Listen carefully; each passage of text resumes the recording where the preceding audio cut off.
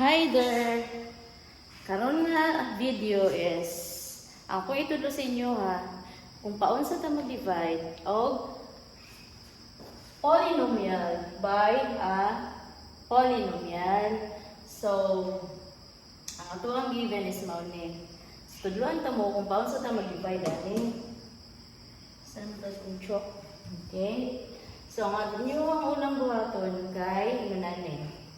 Kani siya, i-divide mo ni siya sa first term. And observe, kinahanglan, imong tanawon kung naka-arrange ba ang iyang exponent. Kinahanglan, mag-decrease na siya. So, gikan sa 2, paudulong sa 1. Then, gani siya, nana siya, sunod na kay x raised 0 to 1, 0. So, since x raised 0 is equal to 1 man na siya, so, maumit na.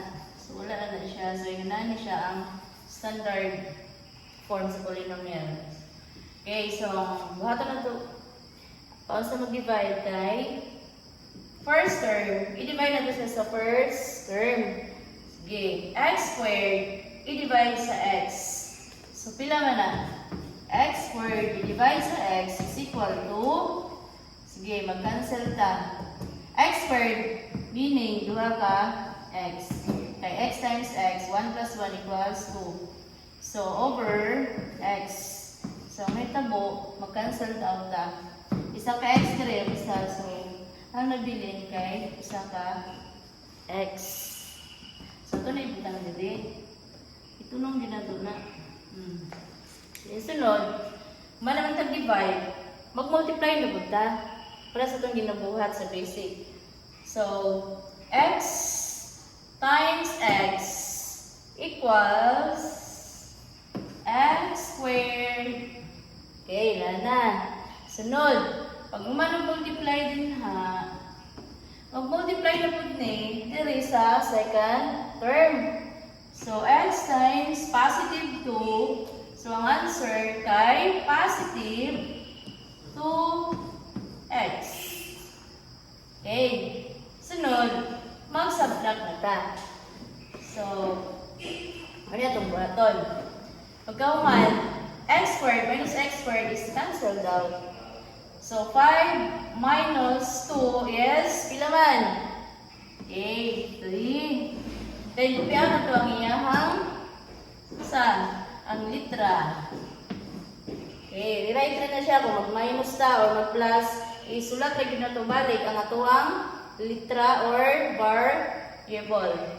Okay, so, and then, pagkahuman, i-bring down mo ng positive 6. We have plus 6. Okay. Susunod, na po tayo doon ka-term.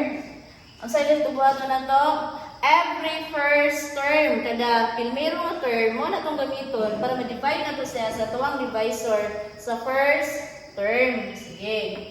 Since sa tuwang first term kay 3x man, so i-divide na po na siya karon sa x. 3x, i-divide sa x. 3x, i-divide sa x is equal to, cancel ang x, nabilin ang 3.